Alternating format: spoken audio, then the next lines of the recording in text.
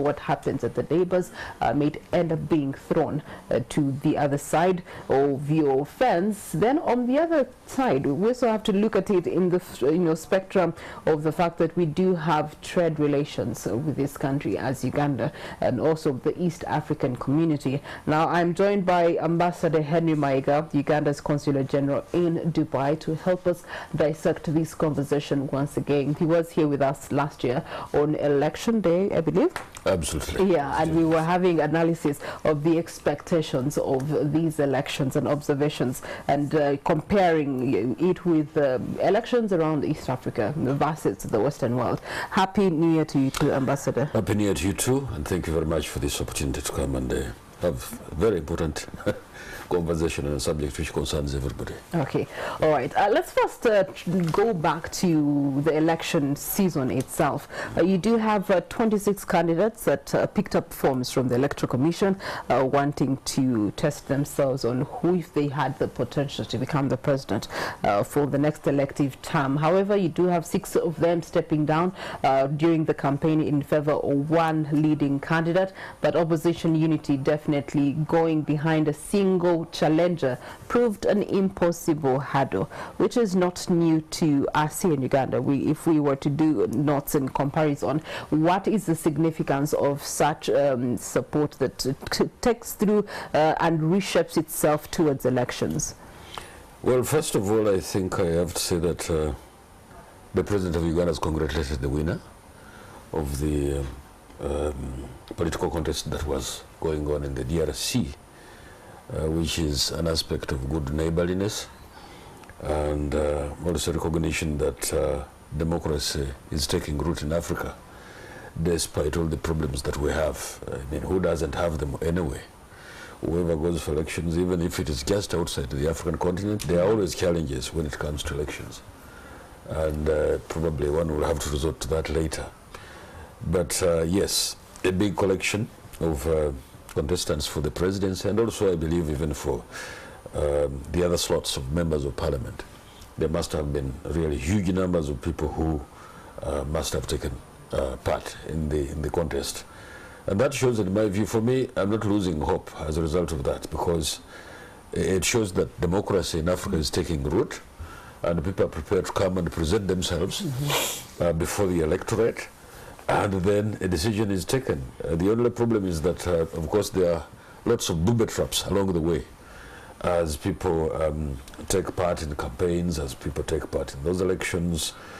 There are always those labor pains, you know, political labor pains, if I may call them so, as a result of people taking part in those elections. And after all, in my view, even when you look at elections elsewhere, outside the African continent, there are always challenges. Our good friends who lecture us about democracy for a very long period of time, the Americans, they also have issues. I mean, they've been talking, for instance, about campaign finance. How much should somebody raise? What should be the ceiling of the amount of money somebody needs to contest for president in the US? So there are always challenges. And the other day, you and I, you must have seen what happened after Biden was elected. There was that uprising which went into the corridors of power and all these kinds of things. And you can see that there are always challenges anyway, whether we want it or not. And people on the African continent are not about to accept that when you go for a contest, there will always be a winner and a loser. And that one still eludes us as a continent. But we must keep trying, because what is the alternative to democracy anyway? Because if you don't have democracy, then the alternatives are either monarchical arrangements, dictatorship, if you want, or actually oligarchies developing all over the place. So the choice is ours to choose between all of these options that we have. And we are made to understand that democracy is the best for Africa. Of course, there are other views that people have been giving about whether Africa is ready for democracy. Because given the levels of poverty that we have on the continent, is it really something that we can think about as that will take us forward in terms of management of the conduct of public affairs, that we have to go through elections? But what are the alternatives? These are the questions which I believe even scholars probably should focus on, and then come out probably with something that is acceptable. And in my view, the best form is democracy. Now, democracy is a very interesting concept because to the West, it means totally something different from what happens actually in China, where I lived for 5 years. Because the Chinese call it Chinese democracy with Chinese characteristics. And the West is not about to accept how the Chinese actually conduct their democracy.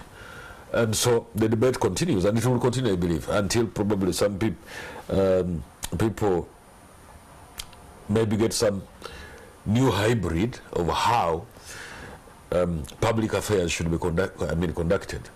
But in the circumstances that we have at the moment, we must have this democratic route. And I believe that the DRC took the right decision to have elections. The rest is history as to what happened. But Tshisekedi, everybody knows that went through. He won those elections, irrespective of whether there were quite a number of problems along the way.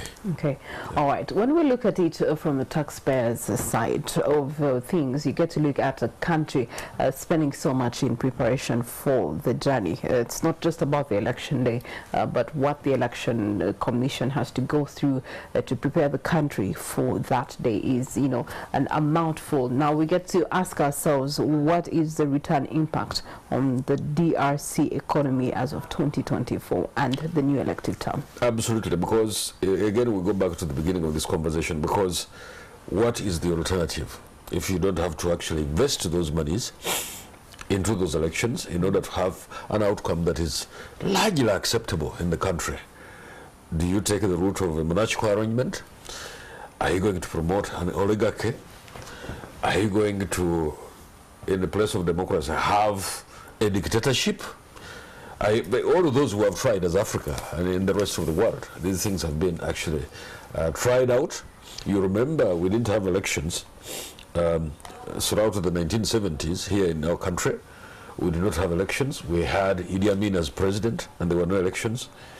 Now that elections have come to us as Africa and also as Uganda, I think it is a very interesting opportunity for us to make. We are now, I think, getting tired of democracy. We are now beginning to look at other options. People are beginning to look at other options apart from democracy, which in my view is a very big mistake, because right now as we speak, elections on the African continent are largely predictable, because you know that every 4 years, depending of course on the provisions of the economy, provisions of the constitutions of the respective African countries, that every 4 or 5 years, sometimes even 6, you are going to have elections, and you are going to have many people presenting themselves for various positions of responsibility. And to me, that one is a plus, because in the past it was different, because you would have a dictatorship in a place like we had in Uganda from 1971 to 1979. There were no elections, there was no parliament. We were being ruled through decrees, absolutely. And so things began to change, of course, in 1980. We had issues, of course, with the 1980 elections.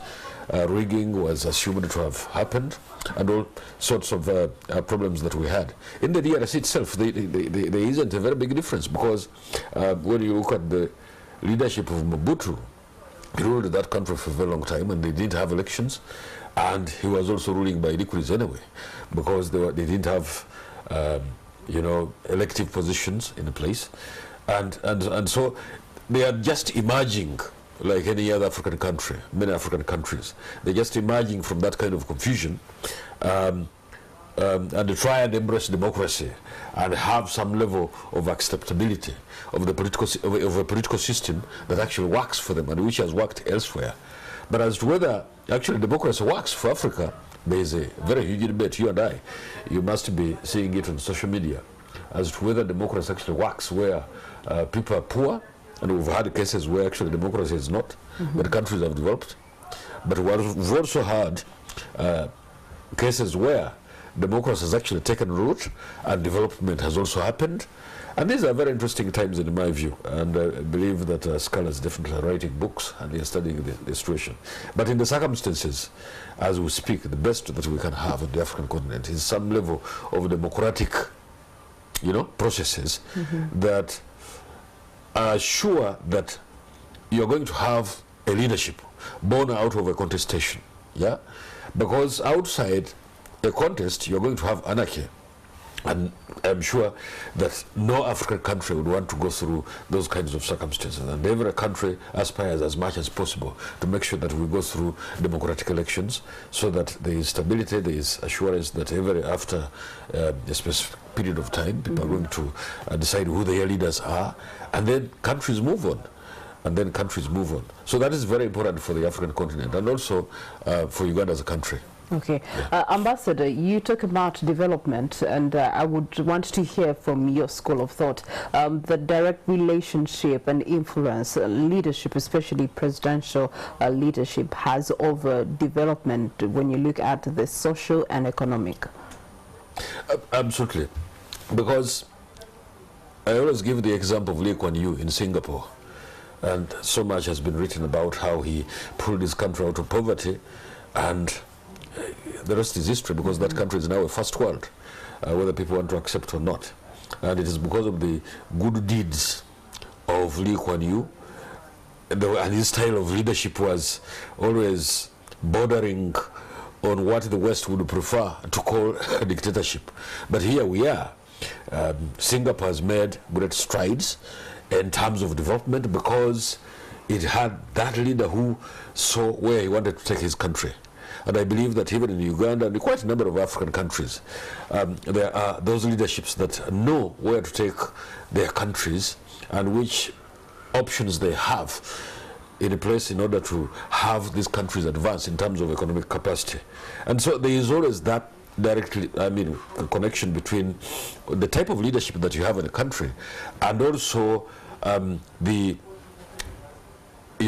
management of both politics and economics. And there is that direct relationship that should you make a mistake of having a leadership in a place that doesn't really know which direction the country should take, you're going definitely to end up with dire consequences, and there will be economic retardation, let alone political problems for that particular country. And I believe that in my country we have a leadership in a place that knows where this country should be. Because although some people many times don't want to agree that the situation in our country, in Uganda, was much worse in 1986. And we have made great strides under the leadership of President Yoweri Museveni, taking this country where it is, to the extent that we can now have regular and predictable elections after every 5 years. And the economy has expanded by leaps and bounds. There is no contestation about that. Of course, we haven't reached the point where we want to be, but there are those wide strides that have been made in terms of building economic capacity for our country.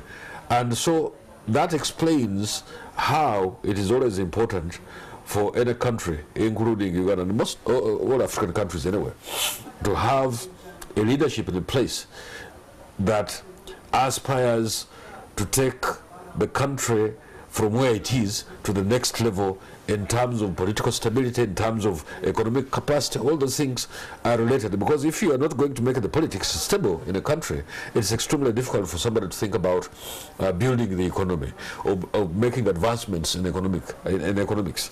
So we have moved this far because the leadership of President Yoweri Museveni was far-sighted, and therefore that has enabled us to move to a point where we can say, yes, we are in the right direction, and we are making great strides in terms of economic capacity.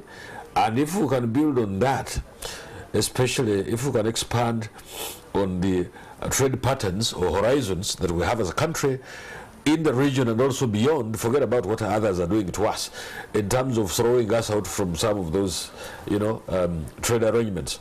But really, when you look, it was very interesting. I went for a meeting in the US one time, and somebody came from the UIA, Uganda Investment Authority, and he was giving statistics in terms of trade and in terms of remittances from the diasporas, the Ugandan diasporas from the various regions. And he was very emphatic on two things, that most of the trade actually that we do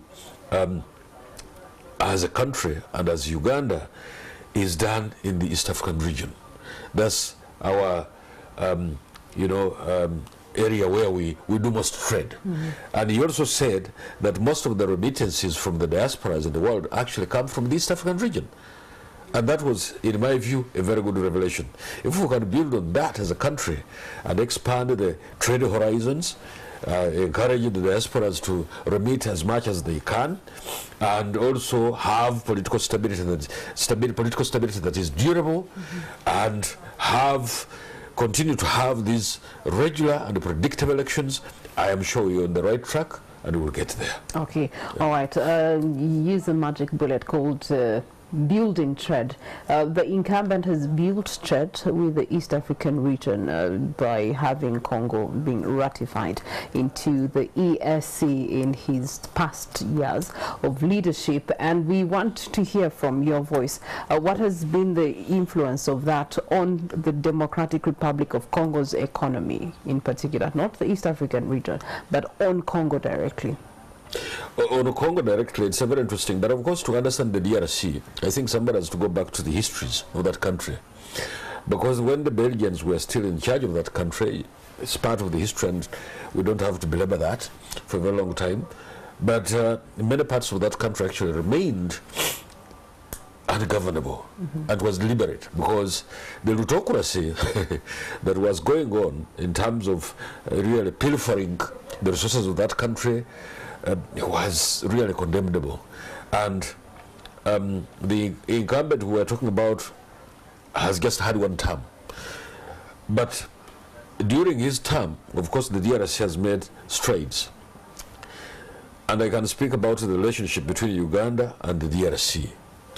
I don't want to delve into, the relationship between the DRC and the SADC and so on and so forth, but specifically with Uganda and also the EAC, if I may extrapolate the argument a little further.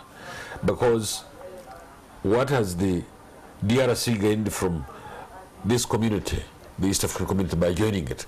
In my view, it has brought us together. We may not realize the benefits in the short term, but in the long run, definitely the benefits out of that kind of arrangement are going to be much more visible. But in this short run, what has happened to the DRC? In as far as the relationship between Uganda and the DRC, we have cultivated it further. You know it exceedingly well that under the stewardship of President Yoweri Museveni, Uganda has struck an agreement to step up the security between our two between our two countries. The border, and there's that collaboration which is going on. And of course, Ugandans know what has been transpiring in that part of the world. I'm told that the president is going to speak about these things this afternoon, this evening.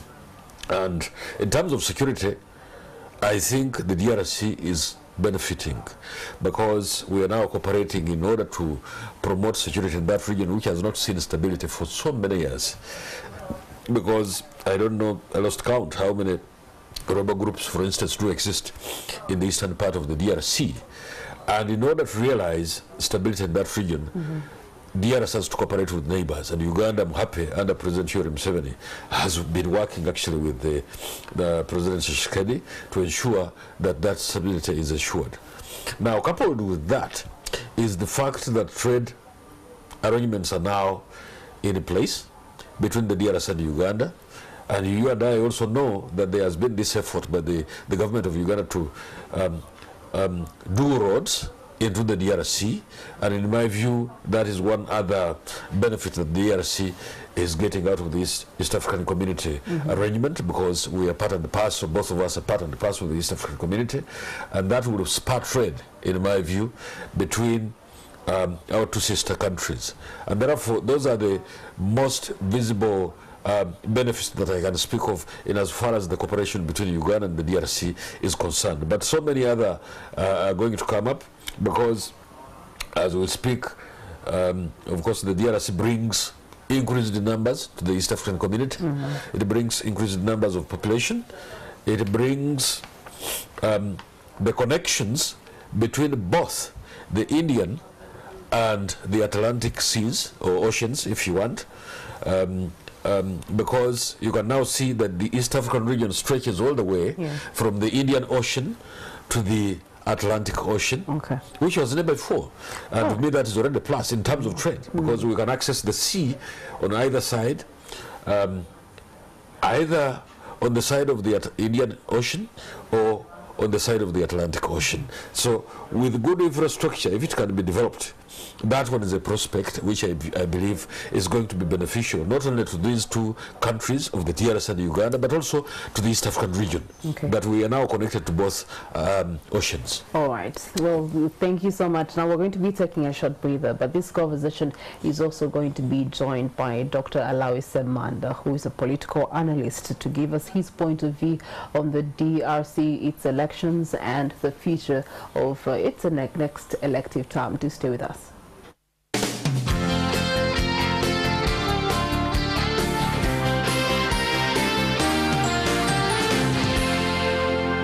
Watching Morning at NTV. You're watching Morning at NTV. Kickstarter does continue on. I am Priscilla, Regina, and hello again. Thank you so much for being a part of the conversation. The hashtag to engage with us is Morning at NTV across our social media platforms, Facebook and the X app. We also equally streaming live on YouTube, so you can be a part of it as you continue on with your day's affairs and prepare for your traffic diversion within the coming days, because NAM starts on Monday. But does it take away the attention from the Democratic Republic of Congo that throughout December was having its elections? You do have results having been announced by its electoral commission, giving the incumbent Felix Tshisekedi the winner's vote. He's just waiting swearing in. Now, will these elections affect the DRC's commitment to the East African community, as well as the integratory new state tests for DRC's quest for democracy? We are joined by Dr. Alawi Semanda. Happy New Year to you too, Doctor. I'm glad to see you in 2024. I thought you were in 2025 already. So of course, Ambassador Maega here has been giving us his 2 cents and schools of thought on the elections and the post-elections. And when we went into the break, he was giving us what had been, given as an opportunity for the incumbent president, and what he has been able to do with those opportunities in starring democracy as well as development for the country directly. Now, when you join us, I'm very particularly interested in your school of thought on the translation of 26 people feeling that they are able and capable to be DRC's next president on the ballot paper. Of course, then later on it came down to less than 26, but I want to understand from your perspective, what does that translate? What's the translation of that on the population as a whole? Well, thank you very much. I think there are very many interpretations we can have in this regard. But specifically, if you come to developing countries, a country like the Democratic Republic of Congo having more than 26, of course there are very many able people in any country at any given time who can become leaders. These leaders we have, sometimes they are lucky, then luck pushes them to their commitment, to their will and wish to lead. But in most of developing countries, especially like the Democratic Republic of Congo, we need to see who are the interested parties. And that could be one of the reasons. But many people are always forced, or they bring themselves. Some of course will tell you, I am a good leader, or I feel people have requested me too. But in most cases they are selfish or self-seeking. Others you find that they want to share national cake. Others feel like the leadership there is not doing well, and so they should be. And others are stooges of some powers from different areas. And you will see some people, for example, before we came to 26 and later the number to reduce, we had candidates that had to step down. And those ones, some of them, maybe they come to say, let me test the waters, maybe I'll be offered a job or I'll be offered this. And we've seen this even in countries including Uganda. So it's never, in most cases, about country, but in most cases it is selfish interests. But also, if you look at a country like DRC, let's see the candidates that have been there, including, by the way, Tshisekedi himself, the current president. And being a president, I have to be very careful in how we address this. But let's see him before he came. Yes, I know he had a bit of background political, considering his father's history. Then if you see Katumbi now, maybe he's the one who was like a governor. But other people, you look at their record in leadership, it is hard to see and say where this person represents entirely the interests of a common person in that particular country. Some of them are brought by the interest groups, the business community. He's, by the way, Katumbi, for example, is a businessman before he joined politics. So you'll find that maybe religious sect will say, let's push their Priscilla, she's ours. Then the certain tribal will sort of say, let's push this one. So at the end, you have a very big number. If you go to other countries, you'll find they look at your capability, they will look at your record, they will look at your leadership, you know.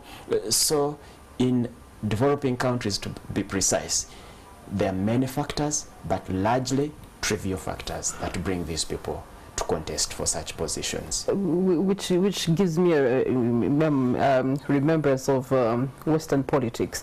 By the time we get to the polls, there's a lot of dirty linen that has been exposed of, you know, those that are trying to lobby for certain positions, especially when it comes to presidency, for example, in the U.S. And you know, so through the primaries, all through that season, there's just dirty laundry being thrown left and center. So it does speak into, you know, the checks and balances that eventually happen to test a person away from them, their desire to become a president, what is their pedigree and what is their history in that line on a smaller scale. Now, speaking of scaling, we look at also the DR Congo in terms of scaling it with the East African region. It's bordering about 5 countries. You do have Uganda, Rwanda, you do have Burundi, South Sudan, and so it begs the question, what can the region pick out of this election in terms of course of politics, but also in relation to trend? Well, you see, we have many lessons to pick from there. But first of all, I say, if you ask me a question, and I'm really going to go back to that very one, what DRC brings as examples to the region. First of all, I think our leaders, of course, it's already done. I think there was a rush to expand East African community. In my view, I think we could have even delayed and put real conditions, of course conditions unfortunately which we don't have largely in the region. We would have told country A, if you're joining, there must be this qualification, for example, human rights, democracy, you know, there should be these conditions such that when a country is seeking to become a member, you are not just coming, for example, DRC has joined, a few months later you are seeing, just months, not a year, you are seeing that the body you wished to join, you think it's useless. You have grievances which could be right. There are mechanisms which would help to address them, but you don't even respect them. And you think maybe you can even go even beyond the borders to go into SADC. So you see that our leaders, I think probably they have, before even we go to this exercise, maybe they should be looking at of what value is it, saying we need DRC to join, for example. They have a very big population. If it is a big population that has no capacity to purchase or to add on economics of the region, I think it becomes a burden in one or the other. I know that they will tell us geographically we are from East African community, we can go to Atlantic. It widens, but there are also many burdens that comes. And I can give you an example. You know, the East African community, before it was even formed, after its formation, regions like European Union, I remember them coming to benchmark to see how should we do a real integration that can be meaningful and it helps people. They came and benchmarked on the East African community. But can we now have any other sensible regional grouping come to benchmark from us? I think the question might be so much debatable. Going back to your question, I think there are many things we can learn. We also have to be very alive to the fact that Democratic Republic of Congo is a very huge country, and it's a developing country. They have these challenges, so it was bound to happen. The challenges, for example, late delivery of electoral materials that resulted into postponement of the exercise or extending, which the opposition vehemently opposed. So that could be one of the peak we can see and say, if the country is big, we know that we have challenges. What should we do to have clear preparations such that we don't create unnecessary excuses which will give the other body or the other side reasons to discredit the exercise we are going to. If it goes to democracy, I am this person who thinks that we don't need democracy first. Really, in my view, I think we need to develop first, and that is what probably DRC is doing now. After developing, after social, economic growth and development of people, then democracy will automatically come. But I want you to imagine a poor, sick person who has no way even of going to access medical care. You tell me, how will you not bribe this person to vote you? Because these are the challenges. So I am not going to say that we can pick that, you know, they have organized poorly. I think it's a process, because even the countries that we really admire, they had to go through these hard steps. But again, we have also seen, good, you have pointed at the US a few minutes back, we've also seen them trying to sideline some candidates, giving some reasons, which we can argue is a bit political. But the other thing, I think, is to see the role of religion or religious leaders in calming down people. Shortly after they said that Tshisekedi was in lead, we saw people trying, the opposition leaders saying, we're gonna protest this. But at least the leaders, religious leaders, have been able to convince people as of now not to take the law in their hands, and probably even the government coming up to assert itself and say, hey, where governmentation came in and say we can't allow the protest to go on. I think it was going to be more bloody. Remember, the country is already plunged into wars. So these are some of the examples we can see. But I also know that as DRC as a country, the other example we can pick is that other countries should learn. Can you imagine the electoral commission of the country? They are telling us the president is leading, the incumbent is leading. They don't tell us leading against what. They give the closest challenger around 18%, but they don't tell us 18 of what. We know about 40 million people registered to vote, but we don't know what was the turn-up, the exact turn-up. So if you don't do this, probably maybe you give an impression that you are trying to cook something, and people will always think like that. So I think the people we put in such organizations, for example, in organizing elections, they must be people who are up to the task, not to play around. Yes, I think that is the other example that we can pick. Right. Then we also know that they did not allow the observers. I know that there is a very funny local proverb.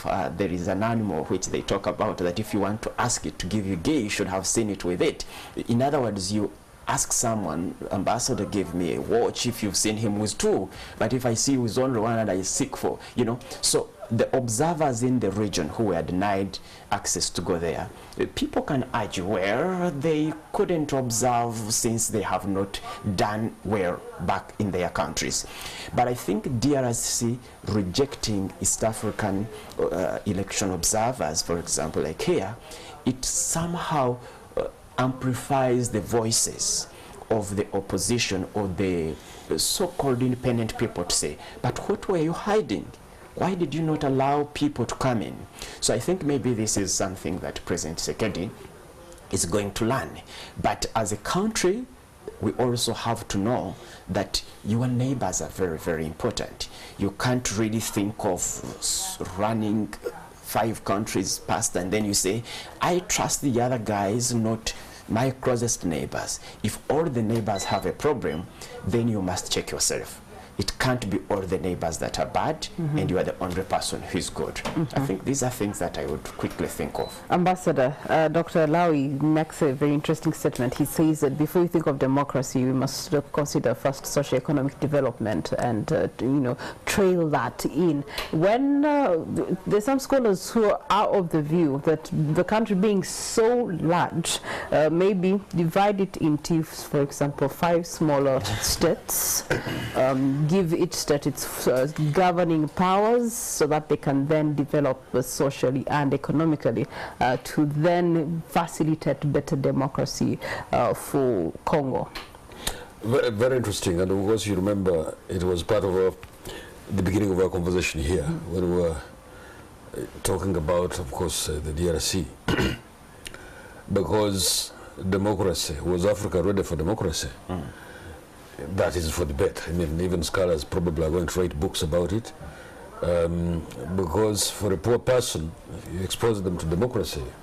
Are you going to get the best results out of the whatever you're trying to do? In the case, for instance, and of is the poor person also going to get the best results? We also, I don't know whether I convinced you before Dr. Lawi came, that what is the alternative to democracy? Because we looked at monarchy, we looked at anarchy, we looked at dictatorship, we looked at oligarchy. So what is the choice? Because one has to make a choice out of all these options that you have. It would appear, even if democracy rears its ugly head sometimes, that in my view, out of all those options, that democracy probably seems to be the best. And if it is the best, if we agree, then are we going to do it the Western way, the way the Western world wants us to do it? I don't agree with the West, the way they want us to do it. He was in China, I was in China. And the Chinese speak about Chinese democracy with Chinese characteristics. Whole process of democracy. Yes, in their view, that is the democracy, which is homebred. We can have our own homebred. I mean, the LOC structure that we have in the country, for me, is it spots. It brings out very good spots in terms of the conduct of public affairs, and it has worked for us. The way the West many times wants us to do things in terms of democracy, we may not agree. Now, because Dr. Lai was talking about how integration probably should have East African integration, bringing the DRC on board, should have probably waited and all these kinds of things. That too is debatable because here, for instance, Ethiopia is also about to join. And of recent, I don't want to speak about the Tigray problem, because each one of these countries, whether we want or not, before we integrate, we have problems. So where is the cut-off limit where we can say that, yes, for you, your problems are too many, integrate or disintegrate, don't integrate with us. So it is also debatable that we brought Somalia on board, we brought the DRC on board, we brought the GOS on board, and many other regions. I mean, like in West Africa, they had the ECOWAS. Forget about the problems that they're having in terms of coups and all these kinds of things. The French made a lot of mistakes, in my view, and that's why those coups are coming out of that mismanagement by the French, most of those former French countries. So all these things are debatable. Where is the cutoff point for integration? Where is the cutoff point in terms of promoting democracy in these countries of ours, which some have referred to as banana republics? Probably tomorrow we'll talk about cassava republics and so on and so forth. I don't know. There must be something. We must keep, in my view, we must keep trying. We must keep trying. There are so many problems, and we will not wait for all of them to be solved in order to democratize in our own way, not the Western way. So the West must stop lecturing to us how we should do democracy. You are not going to tell us, because as long as we can satisfy the basic tenets of democracy, as long as we can satisfy the basic tenets of integration, I think we can keep trying. We can keep trying because the alternatives dire. I mean, the consequences are dire for, in as far as the alternatives are concerned, in my view. Okay, alternatives. What is Africa's alternative to democracy? You've had the options that have been presented: anarchy, monarchy, the dictatorship, or oligarchy. So, which one would be the best alternative, Dr. Alawi? And also in relation to that, if it's democracy, your answer, then how can we characterize it to fit the African script? Well, I'm very glad the ambassador alluded to Chinese kind of democracy. And really, if we go into from scholar, there is a scholar called Dambisa Moyo, Gambian. She's an African, an expert, worked with World Bank, rich experience, and she has authored many work. Part of it, which I like, she argues about the term limit.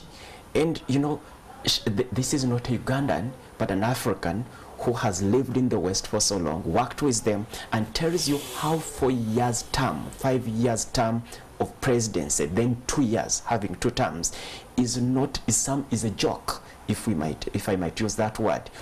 I want you to, and this is very practical, Priscilla. You do 4 years, then next, all the time you are thinking about the next exercise, human beings being political. So us being told that the best way to develop is to have the kind of democracy they want us to have, I think it is telling us that you should stay in that long process of trial and error. I use an example of the Chinese. They tell you we have whole process, people's democracy, where people, as he has pointed, the LC people on the village will choose their leader. Because my mother in Namutumba, deep in village, her interest is not to become a president. If it is, her interest is misplaced. Her interest deep in the village, and I know someone is watching, might misinterpret this. I know the leaders will at the end come from those villages. But it should not be, their first interest should be, do I have security? Do I have food? Do I have health care? Can I speak freely? This should be some of the key things. Other than telling me that you are a democratic country, because time will come, you come and vote. It doesn't matter who is counting. It doesn't matter who is going to announce the winner. It doesn't matter who is going even to say that you qualify to contest. In the US, they are telling Trump, hey, you can't stand. And then later they'll say, well, people voted, but you have decided for me who I should vote. So the Chinese tell you, we have whole process people's democracy. If you go to the hotel, do you have a choice that you will say, I want matoke, I want pilau, I want fish, or you will say, I want cassava because it is the cheapest. So in other words, you should also be having some money in pocket. You should be, there should be ways. It should be easy. If you go to the hospital, are you in a position to go to the any hospital and you get services? That also goes, so it should not be seen, democracy should not be seen only in you waking up to go and vote. It should be seen in other ways. I can give you an example. I traveled to the airport and I moved by in a private vehicle. Coming back, I came with a public means. I think from, there is a supermarket called Carrefour, and we came up to public service. 35 minutes. And this is a journey that used to take about 2.5 hours or 3 hours. I want you to imagine what else does a common person want? If things are working, if I can from here, sit in a vehicle, travel to wherever I want to go without any inconvenience, to me this extends to democracy, that I can do things as and when I want. This should be part of democracy. And by the way, this is not to say that I don't understand what democracy is. And I can give you another example. There are countries where, as maybe because of how you look like or because of what you believe in, you will not even feel free to walk on the street. All the time you feel like I might be shot, or I might, you know, something might happen to me. So I think when we are looking at democracy, let's try to put it in our context, and not to be told that you have to do A, B, C, D. That is when we'll agree that you have democracy. I think countries should be allowed to do things basing on conditions of their own countries. If you tell Democratic Republic of Congo, huge as it is, that you could not, for example, extend, I'm not advocating for what they did, I think they could have prepared better, that you could not extend, logically it would mean that there are people who would be differentiated at the time who would not vote. But if you also tell me that my person will just disappear in thin air and you don't bring the person, it means there is no security. So I think we should be allowed to think and do what is possible in our situations. That is democracy. But if you start doing this kind of they even tell you, and by the way, it is dictatorial to come and I tell police how to govern at NTV, how to do a show. I know that there are standards, but I should not come and tell you, hey, Priscilla, today you dressed black, you should have put on pink, and I tell you, you spoke too much English, I couldn't hear you. I think it is undemocratic, country A, country B, to come and tell country C how to do their internal affairs or how to do their politics. I think it should be people in that specific country to speak, to demand, to say we want this. Even we remember that during colonial era, before colonial era, during the when we had the kingships and or traditional leaders, the dynasties, people would still speak. If a leader was not kind to people, we remember Mulembe gwa Mukabya, you know, people would even come up with names to say that, look, this person is bad, and they do not need to get lectures from any other part of the world. So I think once people are alive, once people are allowed to express themselves, it is enough to stimulate democracy. My last part, which I would add on democracy, why I tell you that there is a book, Development and Democracy, Adrian Leftwich, and he really discusses, tells us, but if we pick examples, see a country like South Korea, to develop, to come up with Samsung, they were under what the West called total dictatorship. Tocho, that is Japan, they come up with Toyota at a time when they had real dictatorship.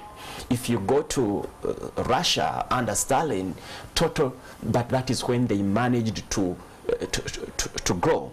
And if you go even, because always countries will have strongman mentality, then later after setting, people will come up to because they have been placed somewhere, this strong man, for example, fights corruption strongly, fights injustices strongly. So when another leader comes, even when he's sort of liberal, if you want to say, he'll know that there are structures. People are not supposed to steal. If you steal, you are put on firing squad.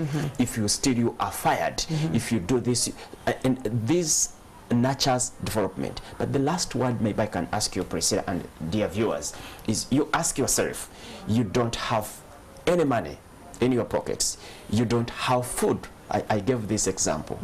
Tell me how this person will not be easily bribed, you know, because you'll be bribed to make a decision which will not be good because you are not well. So develop people first. After getting development, people will demand for democracy.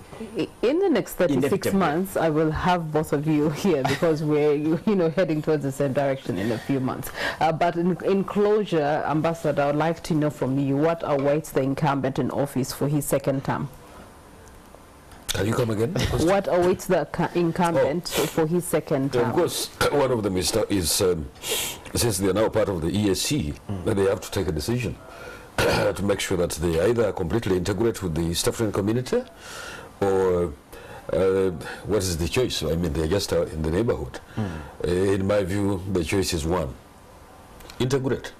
That's one of the choices. The other one, of course, is to pacify that country. I don't know how many rebel groups, for instance, do exist in the east of the DRC, and that one they have to work with the neighborhood, and especially us. I'm not going to speak about Kenya, I'm not going to speak about Rwanda or Burundi or any other country that neighbors the DRC, but they have to work with us in order to attain political stability and security in the eastern part of the DRC, because short of that, they will risk the DRC will risk degenerating into another country that has failed politically and so on and so forth. And it's a very big issue. And of course, once you have the political stability, then you have also the economic advancement as well, because it's very difficult to talk about economic development if you don't have the stability, the political stability. Okay, yeah. Ambassador Maiga, thank you so much for your 2 cents. Also, Dr. Semanda, thank you so much, gentlemen, for having been a part of this conversation, and I trust that it has opened your eyes, but more so your mind towards the DRC, its importance within the region, but especially relations with Uganda. This marks the end of our Kickstarter. We take a short bend. We return shortly. Do stay with us.